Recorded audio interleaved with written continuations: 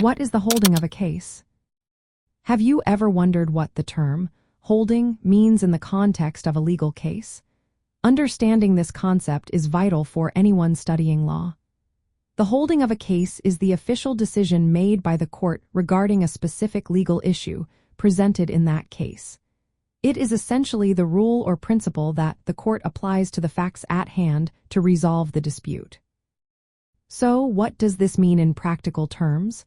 The holding answers the question, given the law and these particular facts, what is the court's ruling? This decision is not just a one-time answer. It becomes binding precedent that other courts may follow in future similar cases. To break it down further, the holding is the court's final answer to the main legal question or issue raised by the case. It is based on applying existing laws, statutes, or prior court decisions to the facts of the case. The holding is usually concise and focused solely on the legal conclusion, avoiding lengthy explanations or background details. It is important to note that the holding differs from other parts of a court opinion. For instance, the ratio decidendi refers to the detailed reasoning behind the court's decision, while obiter dictum includes comments that are not essential to the ruling. For law students, grasping the holding is critical. It identifies the legal principle that controls the outcome of the case and guides future cases.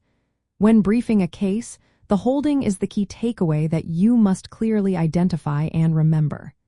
This forms the basis for legal arguments and analysis in your studies. From a study perspective, especially in law school reading strategies, focusing on the holding helps you quickly understand the court's decision without getting lost in lengthy opinions.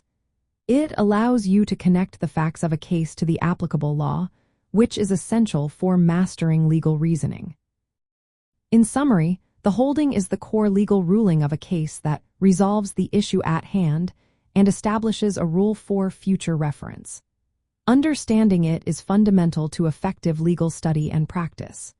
By honing in on the holding, you will be better prepared for exams and practical legal work, making your study time more efficient and effective.